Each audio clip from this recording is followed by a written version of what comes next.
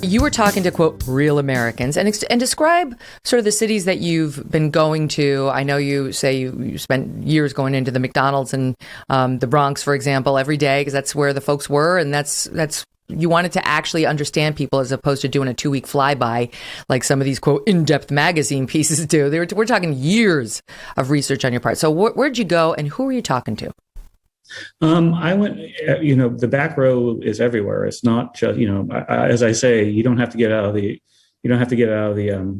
Acela corridor. You just have to get off the Acela. I mean, the Acela goes through a lot of back row communities. You mentioned one of them in the Bronx, Hunts Point, where I spent 2.5 years. It goes through, Western Baltimore, Kensington, Philadelphia, and just for instance, Anacostia, right across from the DC Insiders in Anacostia, which is where I was 4 days ago walking. I walked across Anacostia. And Indianapolis, everywhere. I went absolutely everywhere. And I went into communities where people, the front row certainly makes policy for these places, but don't actually go and interact with people. I spend a lot of time in, McDonald's, Applebee's, Walmart's, things that shouldn't be weird for people to do, but for the front row, that's weird.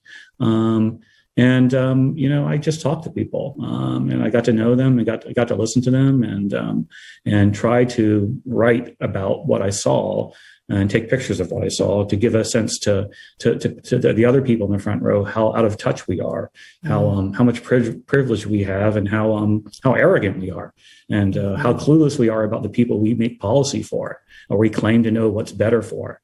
Completely, a lot of folks in towns basically ruined by globalization. The factories that once made them vibrant and sources of pride have been long closed. Society's moved on. There's not a source of industry. And not only has society moved on from these towns, they've turned their noses up at them. These people get categorized pretty frequently as deplorables by people like Hillary Clinton and others. But there's really no moment of stopping and thinking and looking back at them and saying, wait, how can we help? How can we help create opportunity for folks who used to enjoy it abundantly in towns where they were willing to work? Yeah, I mean, what I would say is the only answer they ever have is the old, learn to code or move. It's like we've destroyed your community. We shipped your jobs overseas. We devalued everything you find meaningful, such as faith, place, and family, and nation. We in the front row, we find these things awful. And so then we tell them, oh, I'm sorry, I guess just now that your drug town is filling up with drugs and in despair, I guess just move or learn to code. And that's extraordinarily offensive on so many levels. The whole idea of just moving, like, no, this is, place matters to people. It's some of the few things they have that really, it's meaningful to them in a way that's not meaningful to the front row. Like, being a resident of, of Texas or or having grown up in Portsmouth, Ohio, that really matters to somebody. That defines who they are. And to say you can just get rid of that and just move someplace else, forcing people to become economic migrants in their own country because of the policies that benefit the wealthy, that's just offensive.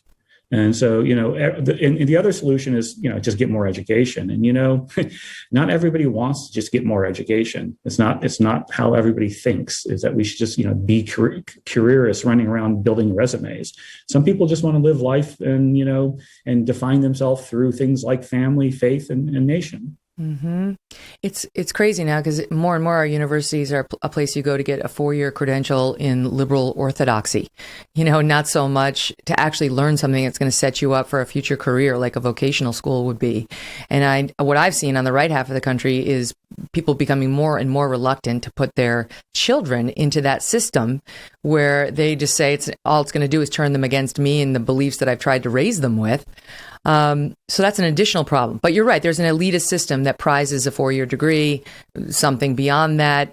And I do think all of this is when I was reading about you and listening to you and a bunch of podcasts you've done and so on, all I kept thinking about was Roger Ailes, my old boss and founder of the Fox News Channel, who was a ditch digger in Ohio back when he was a young boy. And he understood the back row. whatever his flaws, and I could talk to you about those too, he understood the back row better than anyone. That's why when he hired primetime anchors, he did not want to see a Harvard credential.